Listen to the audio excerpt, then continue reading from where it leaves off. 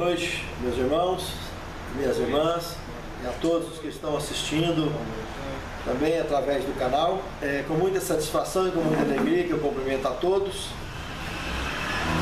E o prazer de poder abrir a Bíblia novamente e darmos sequência ao estudo do Escatologia, versão 4. Hoje teremos a aula de número 21, o Êxodo, parte 2.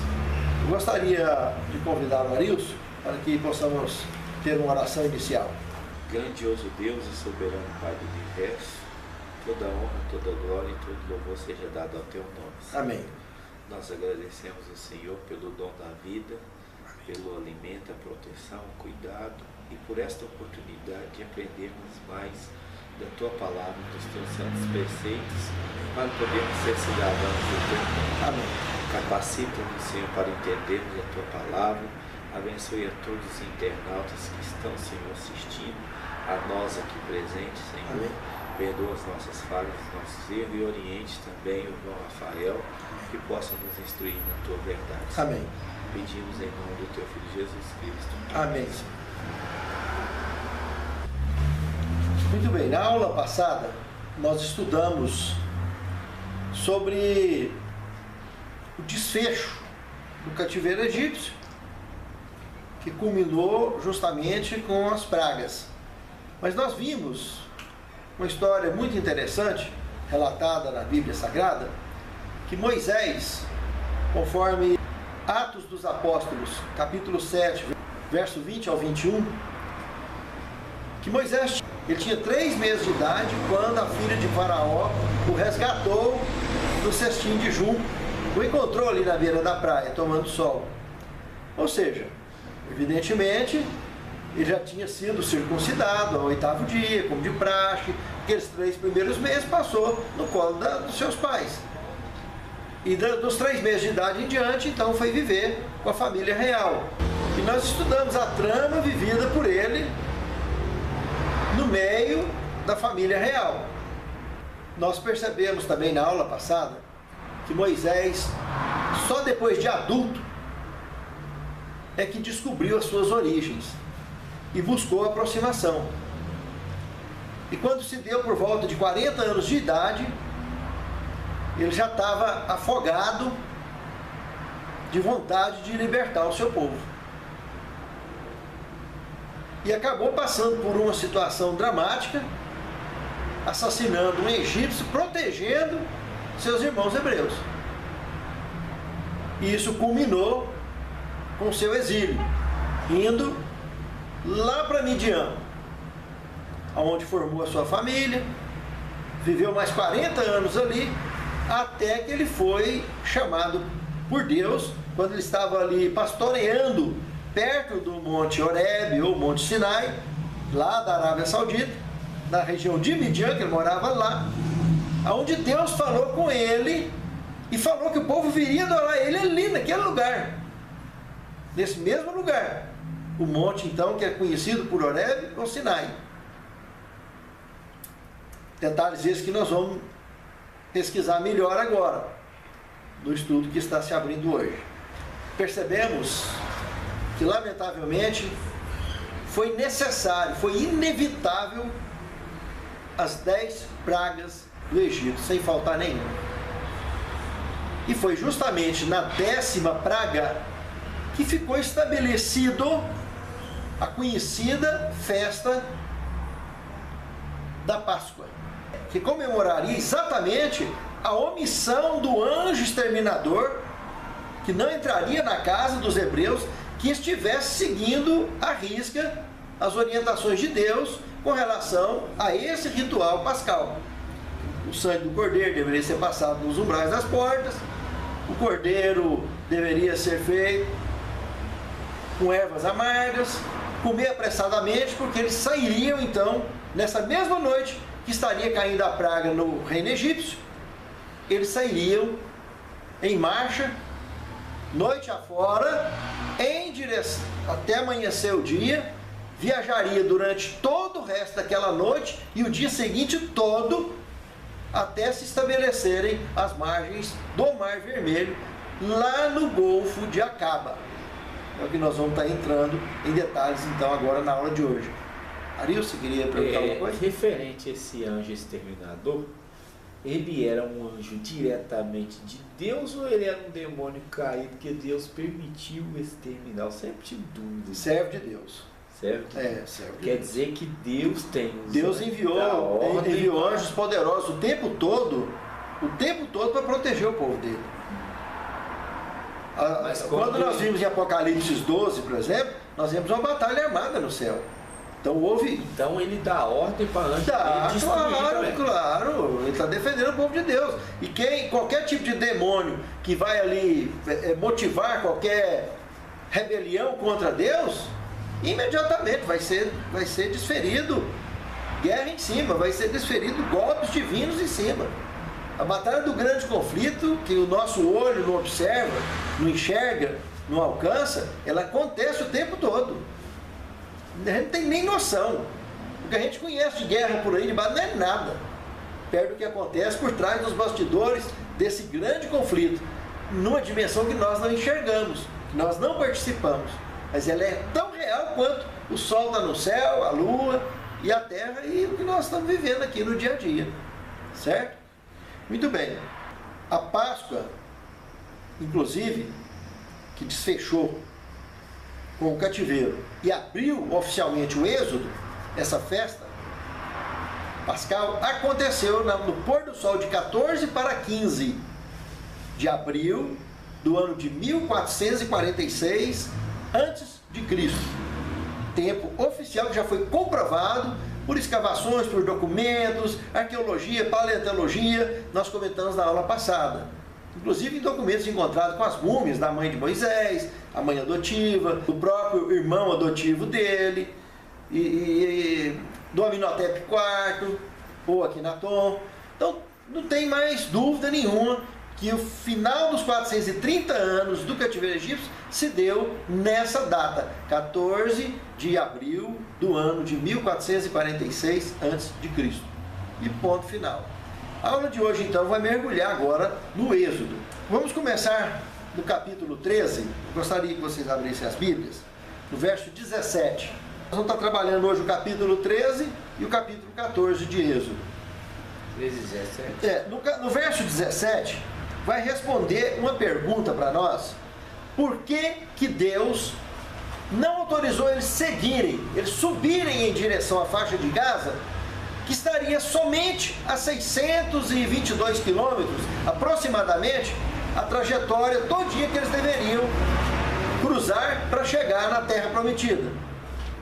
E Deus pediu que eles fossem em direção ao Mar Vermelho, que daí teria uma trajetória superior a 2.000 quilômetros de distância. Por que disso? Então vamos ler. Você pode ler para nós, Arilson, por favor? Tendo o faraó deixado ir o povo, Deus não o levou pelo caminho da terra dos filisteus, que é a faixa de Gaza, posto que mais perto, pois disse, para que não porventura o povo não se arrependa vendo a guerra e torne ao Egito. Perceberam? Tinha uma guerra. Para evitar a guerra, porque os filisteus, eles eram aliados dos egípcios, e era o escudo militar deles na região norte todinha ali, ele fechava tudo ali. Realmente estava comparando com a distância que eles iam andar pela região da Arábia Saudita, nem se compara. 620 quilômetros contra mais de 2.000 quilômetros. Então, para não ter uma verdadeira carnificina, que aí Deus, ao invés de matar só o que matou de soldado egípcio, que não foi pouco, foi soldado demais, teria que fazer uma execução muito maior de um exército muito mais preparado que o próprio Egito. Porque eles trabalhavam em função do Egito. Era amparado, inclusive, pelo Egito. Era bancado pelo Egito. Então tinha gente no exército filisteu, arrebanhado de várias nações que viviam ali com eles, montando o exército aliado dos egípcios. E trabalhavam com prioridade para defender o reino egípcio. Boa noite, moça. Agora eu gostaria que vocês lessem. Verso 19 vai mostrar aí que Moisés teve o cuidado de recolher os ossos de José do Egito, porque ele tinha pedido que quando fosse para acontecer o êxodo, que estaria 274 anos para frente, que ele queria que os seus ossos fossem conduzidos para a terra prometida. E Moisés teve esse cuidado, porque pela tradição, pelos escritos que vinham sendo mantidos por seus ancestrais, isso foi transmitido de geração em geração até chegar em Moisés.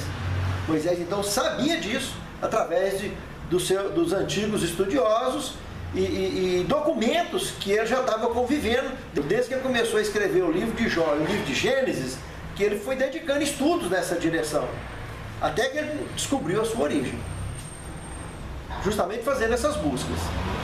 Aí ele descobriu que realmente existia esse pedido do antigo faraó hebreu que governou o Egito durante 30 anos, há 274 anos antes do êxodo.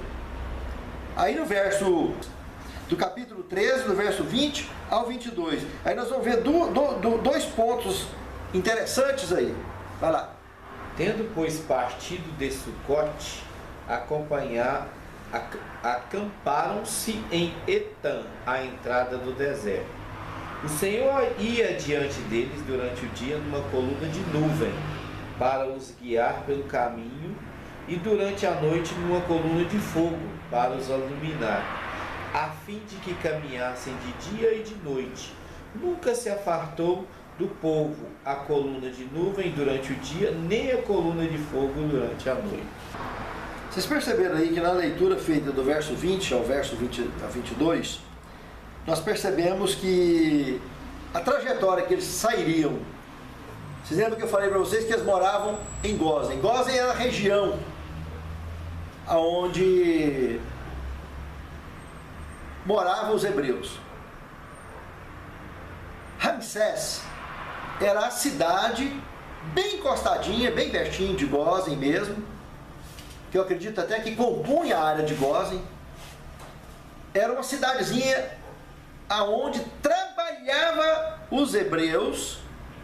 Eles saíam de Gósen e vinham para Ramsés trabalhar, porque ali é onde estava o palácio, é onde ficavam os feitores que coordenavam o trabalho escravo.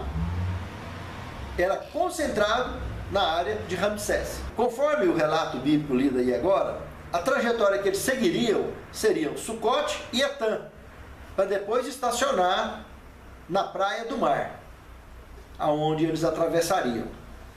Um outro ponto interessante aí comentado foi a questão da coluna, da nuvem e da coluna de fogo.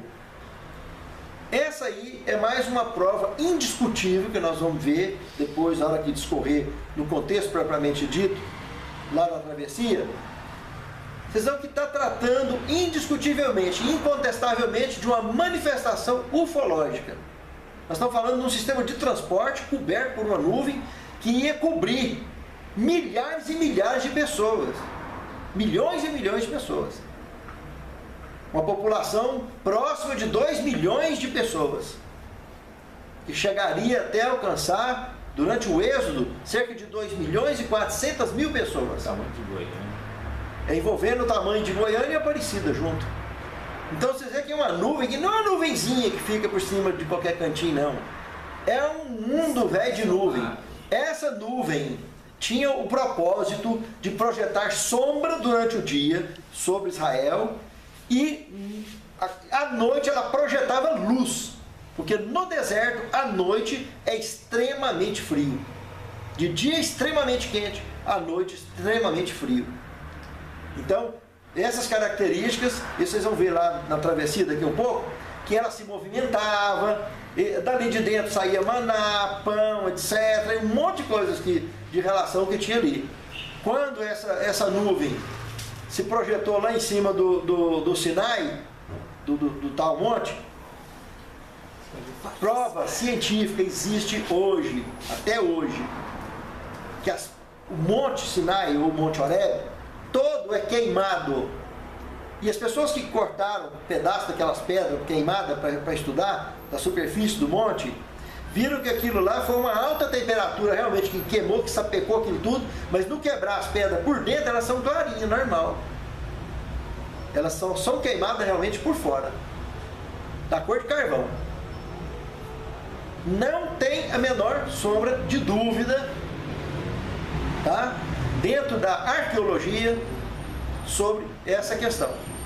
E nós vamos ver mais coisas ainda. Então, essa nuvem e essa coluna de luz é uma manifestação indiscutível de um sistema de transporte disfarçado em nuvem, camuflado em nuvem, como muitos na Bíblia Sagrada. Inclusive lá em Lucas, capítulo 9, na transfiguração, estava lá uma nuvem que desceu de dentro dela. Elias e Moisés conversavam com Jesus, enquanto Pedro, Tiago e João passou aquela noite no Tabor. Foi uma vigília no Tabor. Depois, no finalzinho, eles estavam entrando na nuvem para ir embora, quando Pedro acorda, e os outros dois, Tiago e João, que estavam com ele, e chamaram eles: "Não, vamos fazer uma barraquinha aqui para os senhores", outra para Moisés, outra para Elias. Quer dizer, eles pegou o final da conversa só. Então, está na Bíblia, não foi eu que escrevi, está lá escrito, tem uma nuvem disfarçada. Jesus, lá em Atos dos Apóstolos, capítulo 1, verso 8 a 10, mostra ele sendo recebido uma nuvem para ir embora, e desejado de todas as nações. Diz que aquela multidão que ressuscitou com Cristo, em Mateus 27, 51 a 53, estava lá dentro daquela nuvem, para ir embora com ele. Depois do grande conflito, também no finalzinho, tem um relato da senhora White, de que um carro de rodas vivas, com asas, um carro de nuvens, vai levar os escolhidos para o céu. Pensa, isso é uma multidão incontável, o tamanho da criança que vai levar nós para o céu. Então é coisa que as pessoas espumam as bocas às vezes, de raiva, quando está falando sobre esses assuntos, não gosta, que é como se a Bíblia ficasse muito moderna. Mas só que a Bíblia tem assunto que assusta a ciência mais avançada e assusta a teologia mais avançada.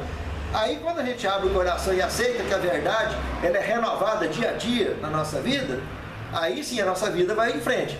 A religião, a Bíblia fica arcaica, a nossa vida fica arcaica e a gente acaba ficando antipático. Apesar que se ir muito longe também, acaba ficando evitado, excluído, jogado para os cantos, é rejeitado. Tem pessoas que não suportam ouvir esse tipo de assunto. É uma coisa gravíssima, é um assunto seríssimo. O que a tradição religiosa tem de doença até hoje, no mundo inteiro, sem exceção. Todas as religiões do mundo têm tradicionalistas que são totalmente fundamentalistas com relação a esses assuntos, porque eles querem viver a tradição, inclusive acreditando em mitologia. Porque quando acredita que anjo tem asa, misturou passarinho com gente, é mitologia. Já que nos egípcios já pregava, lá no Egito já pregava isso, nos dias antes de Moisés e nos dias de Moisés. Na Grécia, mitologia grega, então, essa acabou de empedernir o mundo. E é graças à mitologia egípcia e à mitologia grega que o reino cristão todinho no mundo, de todas as religiões, ficou contaminada com essas ideias mitológicas sobre anjos, querubins, serafins e etc. Enquanto que a Bíblia mostra um rumo bem mais fácil de entender isso, porque anjo na Bíblia, de Gênesis ao Apocalipse, não tem asa. E querubim tem, serafim tem, mas eles têm roda também. E as asas é durinha.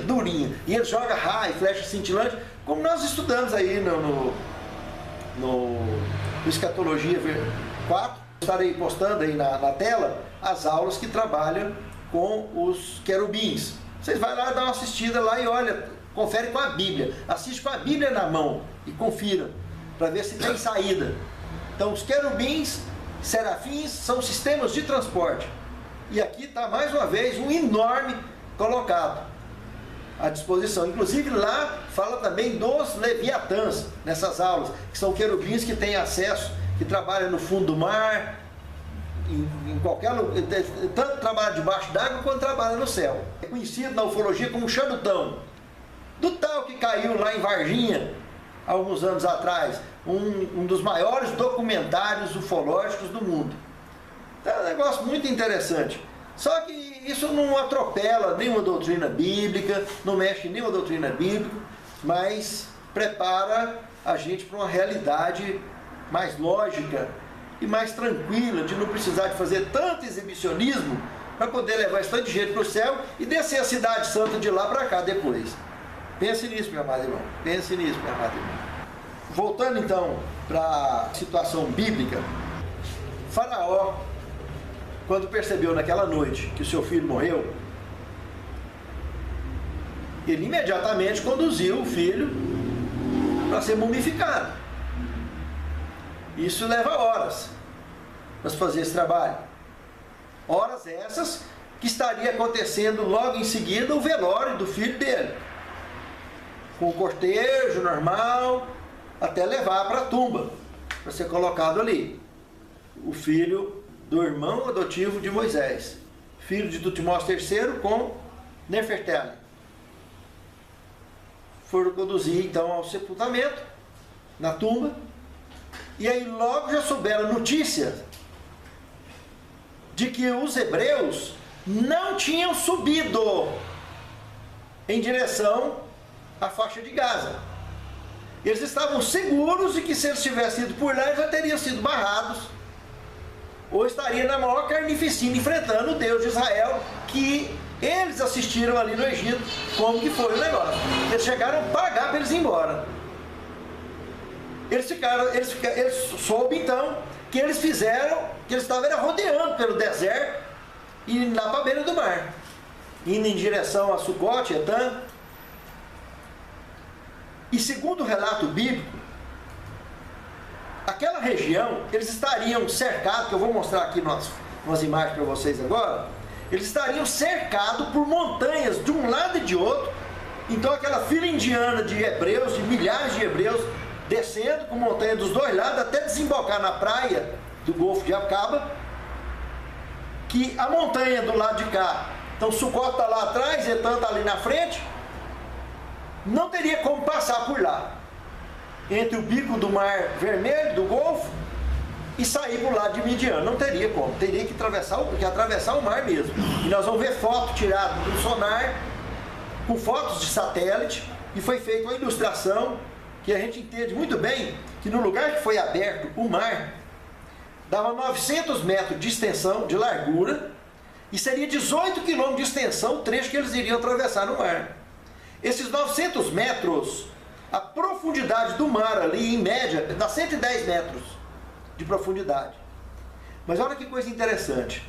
Do lado direito e do lado esquerdo, dessa ponte fictícia que nós estamos colocando aqui, projeto que Deus teria organizado ali, do lado direito, indo para o lado do oceano, tinha 900 metros de profundidade, próximo dessa ponte aqui. E para o lado esquerdo, indo para o finalzinho já, chegava a 1.700 metros de profundidade. Quer dizer que 110 metros daria em cima dessa ponte fictícia, que nós estamos falando, que está lá até hoje, tirada pelo sonar, com 900 metros de extensão por 18 km de largura. Eles levariam, em média, de 3 a 4 horas, no mínimo, para atravessar toda aquela população, toda aquela multidão, até a praia do outro lado, na região da Arábia Saudita. É mais ou menos a distância do trevo de Trindade, aqui de Goiânia, não é Trindade. Exatamente. Gasta mais ou menos. Exatamente. Mesma distância. Muito bem. Agora, eu queria chamar a atenção primeiro, o verso 18. Eu queria que vocês abrissem e lessem para mim. Nós vamos descobrir a versão geográfica correta da trajetória dos hebreus. Uma palavra aí fala tudo. Lá em Êxodo capítulo 13, verso 18. Olha o que diz lá. Porém, Deus fez o povo rodear pelo caminho do deserto para o Mar Vermelho, e arregimentados subiram os filhos de Israel do Egito. Palavra subiram. Prestou atenção? Era subida, né? Subiram. Eles subiram, eles não desceram. Então vamos aqui no... Deixa eu mostrar as fotos primeiro. Aqui no celular. Eu pensava que havia uma guerra lá, por isso que Deus não mandou eles. Então quer dizer que Deus mandou para não haver a guerra dos filisteus contra eles. Mandou para evitar a carnificina muito maior do que a do Egito. Sim, não. Que ia acontecer eles na travessia. não foram pelo caminho mais perto, porque Deus evitou uma guerra. Porque eu li que dava a impressão que havia uma guerra lá. Olha aqui, ó. De um lado e do outro, montanha. Olha o caminho que eles teriam que passar para chegar lá na praia. No meio aí. Sucote está bem atrás, e Etã teria, se eu rodeasse aqui, embicando o mar, eu sairia em Etã. Então, para quem veio de Sucote para ir para Etam, seria esse caminho aqui. Quando chega lá no mar, vou mostrar uma outra foto para vocês. Aqui, ó, aqui na praia, essa aqui é a praia de Nuveiba. Tá vendo aqui, certinho? Então, a praia de Nuveiba, tá vendo por onde eles passaram lá? Então, só essa praia, só nesse golfo de Acaba, que teria condição de acomodar todo mundo. Eles iam atravessar daqui para cá. Se você seguir por aqui, ó, vai vir aqui aqui, ó, tá vendo? O rastro da água ali. Isso foi tirado recente, foi tirado há pouco tempo. O mar, ele fecha aqui durante as marés, ele vem e fecha aqui no canto. Não dá para a pessoa passar para ir lá para Etam por aqui. Entendeu? Então, eles desceram na parte de Etam por lá. Vindo por aqui, desceram lá de Sucote, passou na região de Etam, essas montanhas aqui é da região de Etam. Eles desceram entre Etam e aquelas de lá é da região de Sucote. Desceram e saíram nessa praia aqui. Tem uma outra imagem. E essa aqui é a imagem tirada aqui, a foto do sonar de Nuveiba. Tá vendo a passagem lá? Aqui do lado egípcio, tá? E do lado de lá o lado saudita. Do lado de cá, vocês estão vendo aqui a depressão que é bem mais profunda, 1.700 metros de profundidade. Aqui em cima, onde tem essa estrada aqui, ó, essa estrada, tá vendo? Aqui é 900 metros de largura, por 18 quilômetros de extensão. E do lado de cá dá 900 metros de profundidade. Quer dizer, foi encontrado aqui nessa profundidade aqui de cá, rodas de carros, que está aqui inclusive. Vou mostrar aqui as fotos, já estou aqui mesmo. Tá vendo aí? Fotos encontradas, fotografias tiradas no fundo do mar. Essa biga montada de 6 raios, 2, 4, 6 raios, com folheado em ouro. E o ouro, inclusive, não estraga no fundo do mar, não deteriora. Mas encontrou isso aí quando? Isso agora, nessas épocas, nossa? Agora, em 1978, 1984, pra cá, de 1978 pra cá. Tá aí, ó. Tá dando pra ver direitinho? É por aí. Então vocês viram que a coisa mais interessante é que o indivíduo que descobriu, por coincidência, é um adventista. Um tal de Dr. Ronaldo Iato. Esse cara era um anestesista, um médico anestesista, e era arqueólogo autodidata. E por isso mesmo ele foi muito criticado na época, muito perseguido e combatido. Ele conseguiu fotos e documentários incríveis, tudo nessa região de Acaba, com tecnologia de ponta. Ele concluiu as pesquisas dele em 1984, e ele morreu em 1999. Mas quando ele fechou esse material dele, fechou essas pesquisas, o pessoal lá da região da Arábia, inclusive, conseguiu confiscar esse material dele. Foi depois de muita oração, muito jejum, que ele conseguiu reaver esse material dele, que é esse material que nós apresentamos aqui. Mas ele foi muito perseguido, então muito contestado. Mas o que ele encontrou lá, inclusive, eu gostaria de... Acompanhe aqui no quadro. Vamos fazer uma revisão aqui da situação. Eles estavam aqui em Gozen, desceram então para Ramsés na noite da 10ª praga. De Ramsés é que eles partiram então para Sucote. Então, eles subiram. Nas Bíblias, algumas Bíblias, principalmente a versão Almeida, teve durante Justiniano, que viveu por volta de 523 Cristo, Justiniano. Esse indivíduo desenvolveu um turismo aqui nessa região do Sinai, onde nós temos inclusive aqui um mosteiro de Santa Catarina.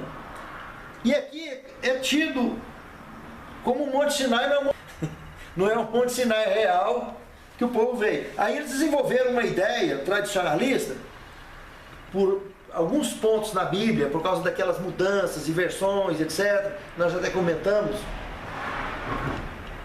Existem alguns nomes, localizações geográficas trocadas. Mas independentemente de Sucote e Etam estarem ou não trocados, a trajetória baseada nos achados desse arqueólogo e dentre outros, endossado por diversos estudiosos, cientistas independente de religião a que se pertença, a região toda dos achados e descobertos está aqui, no Golfo de Acaba, e não no Golfo de Suez, que tudo é Mar Vermelho. Só que o original do local encontrado, que tem na Bíblia Sagrada, é Yam Suf, em hebraico. Yam Suf quer dizer Mar dos Juncos. Na Bíblia João Ferreira de Almeida, aparece só a abreviação Yam, ou mar. Aí subentende pode ser qualquer lado, mas não é bem assim. E por causa disso vem essas confusões que fizeram tradição nos mapas que tem nas Bíblias, no final de várias Bíblias, principalmente João Ferreira de Almeida, dentre outras, consta de si como se Sucote fosse aqui e Etam fosse aqui, mas não é. E a travessia do mar seria no Golfo de Suez. Inclusive, essa versão eu sustentei ela quando eu editei um livro, Seminário de Escatologia, em 1996. Na minha versão, na época, eu segui essa trajetória convencional das Bíblias normais, foi as quais que eu pesquisei na época. Mas em estudos recentes, depois principalmente desse trabalho desse irmão nosso americano, eu não tenho a menor sombra de dúvida, conforme os achados que tem aqui, o documentário que tem, que é aqui no Golfo de Acaba. Então aqui foi a trajetória, olha. Eles subiram então em direção a Sucote, que estaria aqui nesse ponto, descendo, rodeando entre as montanhas, tá vendo? Isso aqui tudo é região montanhosa, ó, da região considerada região do deserto. Só que aqui, esse lado de cá, era município de jurisdição. Esse aqui é o Sinai Frajuto, inventado. Porque é região de turismo e não queria abrir mão. Por causa de turismo, que foi muito forte aqui nesse lugar, nessa região. Como Justiniano iniciou esse turismo aqui. Explorou demais isso aqui. E de lá para cá foi só crescendo e acabou que influenciou esses mapas que vêm as Bíblias Sagradas com essa trajetória. Eles descendo, passando por aqui, descendo aqui, aí volta, tá, e vem para a Palestina. Tá? E formaria esses mais de 2.000 quilômetros. Mas aqui também vai dar mais de 2.000 quilômetros do mesmo jeito. Só que em vez de descer por aqui, de atravessar aqui e descer por aqui, como eu apresentei no meu Escatologia em 1996, que eu editei o livro, mas é aqui, ó, a região correta é aqui. Desceram por aqui. E aqui eles ficaram encurralados pelas montanhas, tá vendo? Igual aquelas fotos que eu mostrei para vocês. Se olhar para um lado é montanha, lado direito é montanha, lado esquerdo é montanha, e na frente vê o mar. Então, quando o faraó viu que eles, ao invés de seguir para o lado de Gaza, que era o lado dos filisteus, seguiu, foi para lá, que é baseado nas 10 pragas, e falou, não, eles vão por ali, vão fazer um estrago lá no meio dos filisteus. Eles estão fritos. Mas quando viu que eles desceram para cá, o coração dele foi endurecido novamente, e ele fez com que o povo viesse para cá. Aí aqui, nesse lugar aqui, está a praia, então, onde é o único lugar aonde caberia o estabelecimento deles. Do lado de cá, jamais caberia, acomodaria essa quantidade de gente. É impossível aqui, não tem praia suficiente para isso. Tá? E os achados arqueológicos foram todos aqui. E tá aí as fotos como nós mostramos para vocês. E tudo foi encontrado aqui. Está em museu, está tudo certinho, com a data compatível com esse período aqui da saída do Êxodo. Oficialmente, 1446 a.C. Então aqui é o Golfo de Acaba, que é conhecido até hoje como Yam Suf, ou o Mar dos Juncos. Inclusive alguns cientistas chegaram a explorar e confirmar que essa abertura do mar que teve aqui, com esses paredões com mais de 100 metros de altura, foi um tsunami que deu e afetou tudo aqui, ó, essa região que atingiu até no mar Mediterrâneo. Então eles alegam isso, que teria sido um terremoto que acontecera aqui no Yam Suf, ou Golfo de Acaba, Mar dos Juncos. Muito bem, e aí eles atravessando... outra coisa que eu queria comentar com vocês, em 1 Reis, capítulo 9, verso 26, Salomão construiu naus, ou seja, uma frota de navios, aqui nessa região.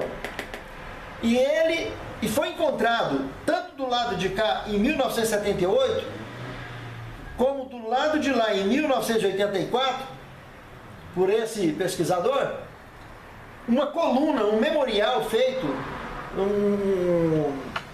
uma torre em formato fenício, que consta as palavras Egito, Salomão, Edom, morte, Faraó, Moisés e Yahvé. J-H-V-H.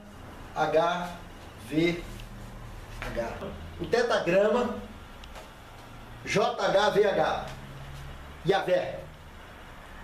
Nas duas colunas, tanto o memorial da Praia de Nuveiba, que inclusive estava bem apagadinho, eles conseguiram restaurar e recolocar esses nomes certinho, que eram esses, como na de lá, do lado saudita, que foi encontrada. A do lado saudita, inclusive, ela foi levada para uma mesquita. E eles colocaram uma haste com a bandeira que consta esses nomes que estão no memorial que foi transferido para dentro de uma mesquita árabe. Inclusive foi os árabes que devolveram para esse nosso irmão o documentário, que tinha mais de 400 fotos e documentários de mergulhos, de tudo mais que ele conseguiu fazer lá na região na época, certo? Tá. Então aqui já finalizando a trajetória deles, eles atravessaram então por aqui no Monte Horebe. Ele saiu de frente já ao Monte Horebe, quando eles saíram do outro lado. Eles levaram o resto da noite e todo aquele dia para estacionar aqui na praia. E aí passaram aquela noite aqui, quando os soldados egípcios chegaram aqui, nesse rumo aqui mais ou menos, eles já apavoraram e apertaram Moisés. Aí foi quando nós vamos estudar agora e ver que a nuvem que estava na frente passou para cá, ficou entre o exército egípcio e o exército hebreu, israelita. E os anjos que estavam aqui na frente também veio para cá. Aí Moisés aqui desse lado de cá lançou o seu cajado no mar, e toda aquela noite não foi no ato que levantou, passou a noite inteira num vento, nesse sentido aqui, ó, vindo do oriente para o ocidente, abrindo esses paredões aqui, que formou essa ponte fictícia e limpa para o povo passar de um lado para o outro, que gastaria em torno de 3 a 4 horas no mínimo para atravessar essa multidão toda, esses 900 metros de largura por 18 quilômetros de extensão. Então aí o Monte Horebe, que está aqui nessa região, inclusive que é o lugar onde Moisés pastoreava, aonde aconteceu o fato da sarça ardente, aonde também, na parte de baixo da onde está esse preto, que constava o estacionamento da nuvem, da qual Moisés conversou com Deus, foi lavrada a tábua dos 10 mandamentos, abaixo, um pouco abaixo, foi encontrada também uma caverna que Elias teria escondido de Jezabel na época da perseguição da rainha Jezabel contra ele, nesse mesmo lugar, consta essa caverna. Inclusive está naquelas fotos que eu apresentei. Agora nós vamos passar para a leitura direta, em Êxodo capítulo 14, nós vamos ver do verso 6 ao verso 14, que é o sufoco que eu falei agora, que o exército apareceu lá, e pronto, já com mais de 600 carros, cada carro daquele carregava 2 soldados, um capitão e um logo abaixo. Imagina, então 600, então ele tem 1.200. E mais o exército que andava a pé, que era enorme, era o maior exército do planeta Terra. Eram milhares e milhares. Veja bem que nós estamos falando aí, provavelmente, numa quantia superior a 20 mil soldados, para poder cercar uma população de quase 2 milhões de habitantes, de quase 2 milhões de membros, e um exército desarmado. O exército egípcio estava armado até os dentes, era o exército mais armado da face da terra. Quebrou que hoje não é nada. Então vocês veem o que aconteceu. Eles entraram, quando eles apareceram lá já na boca do pôr do sol, já na escurecendo, e percebeu o movimento da coluna de nuvem, ele assustou. E principalmente quando a nuvem virou e foi para o lado deles. E aí projetou aquela labareda. Aí eles não quis enfrentar a noite. Eles ficaram prontos para, assim que amanhecesse o dia, eles tinham certeza que ia acontecer. Só que durante a noite, o que estava acontecendo lá no mar? Um vento tremendo, porque Moisés já tinha lançado o cajado e o mar começou a abrir. Uma extensão de 900 metros por 18 quilômetros. 110 metros de altura aproximadamente as paredes de cada lado. Que era a profundidade até hoje naquele local. Então, quando amanheceu o dia, o que nós temos do verso 15 ao verso 31 é a travessia. Foi uma coisa tremenda. No verso 24 e 25, olha a reação dos egípcios. Lê para nós, Arilson, por favor. 24 e 25. Na vigília da manhã, o Senhor, na coluna de fogo e de nuvem, viu o acampamento dos egípcios, alvoroçou o acampamento dos egípcios, emperrou-lhes as rodas do carro e fê-los andar com dificuldade. Então disseram os egípcios: fujamos da presença de Israel, porque o Senhor peleja contra eles e contra os egípcios. Perceberam? Eles, os próprios soldados egípcios, ficaram com medo quando eles perceberam as rodas dos carros levitando. Os carros não conseguiam, não saíam do lugar. Coisa totalmente sobrenatural estava acontecendo ali. Eles pediram a Faraó para ir embora. Chamaram a mãe deles na hora, quiseram ir embora a todo custo. Vão fugir de Israel. Porque o Senhor lá da nuvem está lutando por eles. Quem que não vai fazer? E aí, na leitura, se vocês prestarem atenção, verso 15 ao 31, vamos fazer essa leitura para vocês verem que coisa mais interessante. Disse o Senhor a Moisés: por que clamas a mim?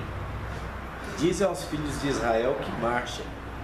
E tu levanta o teu bordão, estende a mão sobre o mar e divide-o, para que os filhos de Israel passem por meio do mar em seco.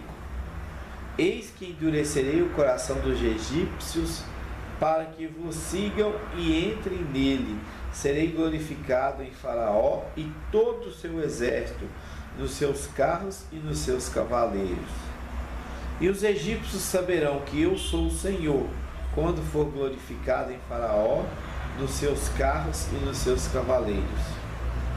Então o anjo do Senhor, que ia diante do exército de Israel, olha esse detalhe, se retirou e passou para trás deles. Também a coluna de nuvem se retirou diante deles e se pôs atrás deles. olha o detalhe.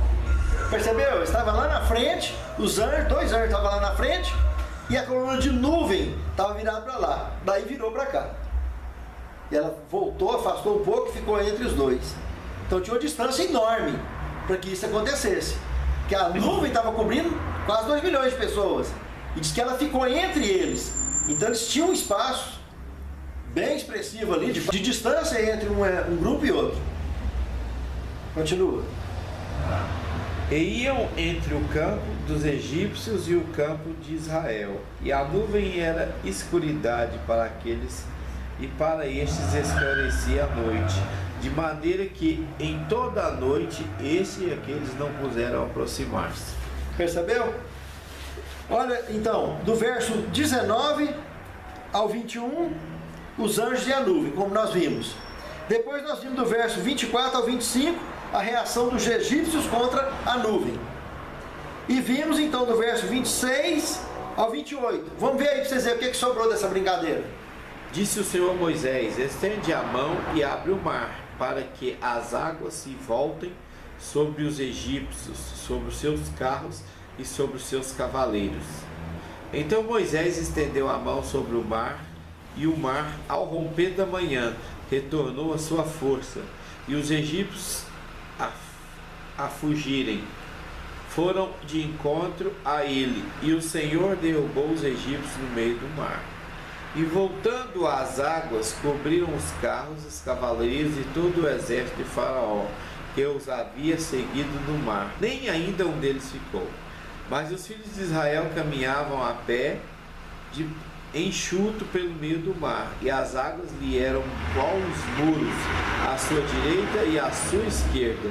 Assim o Senhor livrou Israel naquele dia da mão dos egípcios, e Israel viu os egípcios mortos na praia do mar. Então vocês perceberam? Nós estamos falando de 18 quilômetros de extensão por 900 metros de largura. O exército, comparado em população, era bem menor do que os hebreus. Era um grupo bem menor. Quer dizer, um bloco deles seria bem menorzinho para que eles embicassem atrás dos hebreus. Mas Deus já projetou, segurou eles lá até da distância necessária para que quando eles entrassem no mar, que começasse a sair lá do lado saudita, que quando eles entrassem dentro resolvessem entrar no turbilhão, nos paredões, quando o último soldado entrasse, era a hora que os hebreus já teriam atravessado tudo e Moisés ia fechar o mar. Para abrir foi a noite toda, mas para fechar foi de uma vez. Só que fechou lá do lado contrário, do lado egípcio para cá, que veio fechando. Do lado que estava? Do lado que o soldado estava. Aí foi caindo gente para 900 metros de fundura do lado de cá, gente para 1.700 metros de fundura do lado de cá, em cima daquela ponte fictícia que só tinha 110 metros de fundura. Então foi um regaço completo. Arrebentou com eles de uma vez por todas. E aí um detalhe, ficou bem claro aí que o Arilson deu para nós. Não sobrou nem uma pessoa. Ou seja, o próprio irmão de Moisés, morreu, que comandava a operação, está aí na Bíblia Sagrada, morreu. E infelizmente na novela que passou dos 10 mandamentos, ele volta para trás e etc, vai recomeçar a vida com Neferteli. E sim, não é verdade. Isso não aconteceu. Ela ficou viuvinha naquele dia. Encerrou o assunto por ali. Entendeu? Se outro filho dela, se já tivesse o segundo, porque quem morreu foi o primogênito. Ah não, o faraó não, né? Quem morreu dele foi o filho primogênito. Então se tinha o primogênito, seguramente deveria ter um segundo filho que deu sequência. O faraó não foi não, né? Só foi o soldado. Foi, com certeza absoluta, ele morreu. É exatamente isso que eu estou mostrando aí na Bíblia. Porque lá é verdade. Lá na novela diz que eles voltaram, que ele voltou para trás, que ele escapou. E ele não escapou, ele morreu. Então, se algum descendente dele seguiu, era o segundo filho que ele tinha. Porque o primeiro morreu com a 10ª praga. Então, veja que coisa mais interessante, como a Bíblia não deixa margem para dúvidas. O estrago foi absoluto. O Egito entrou em absoluta falência nesse momento. E os achados, como eu mostrei para vocês nas fotos, arqueológicos e paleontológicos, porque foi achado costelas, foi achado osso de fêmur, entendeu? É muita documentação, é mais de 400... Esse negócio durou tanto tempo dentro desse mar... É mais de 400 fotos. O que é, Adilson? Durou tanto tempo assim para depois o povo dura,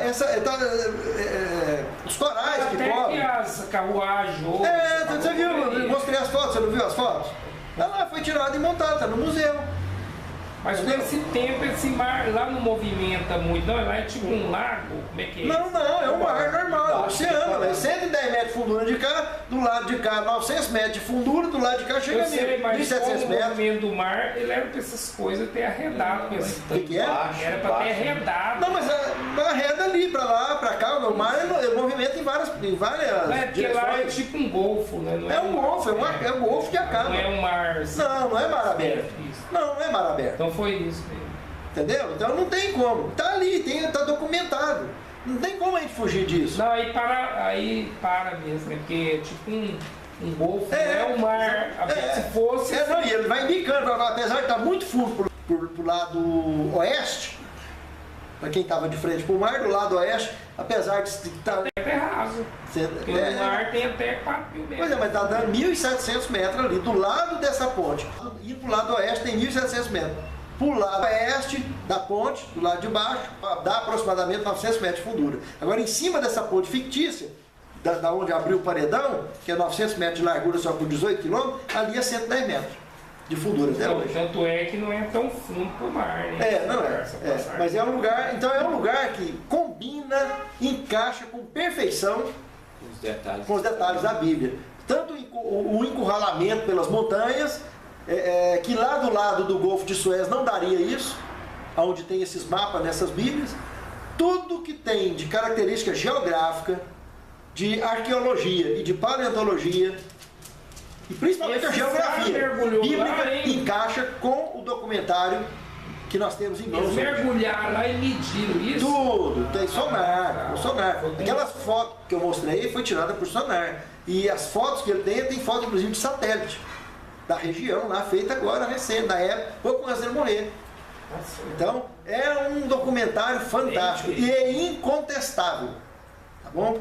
Muito bem, então aqui nós encerramos o Êxodo, parte 2. Na próxima aula, estaremos entrando com o Êxodo, parte 3. Vamos ficar de pé, encerrarmos com oração? Senhor Deus, muito obrigado pelas tuas bênçãos, pelo teu cuidado por nós, especialmente pelas orientações da tua palavra, pelas pesquisas que tu tens levantado na história da humanidade, que nos ajuda a esclarecer muitos assuntos que precisamos entender a respeito da história do teu povo, que representa também a história da tua igreja. Abençoe a todos nós, nos prepare-nos para o teu reino, e que cada um individualmente que assiste essa matéria possa aprofundar no conhecimento sagrado, amadurecer na fé e todos nós, naquele grande dia, sermos contados, nós e nossos lares, entre aqueles que marcharão para dentro dos portais da cidade. Amém, Senhor. É o que te suplicamos, agradecidos, em nome de Jesus. Amém. Manifestação.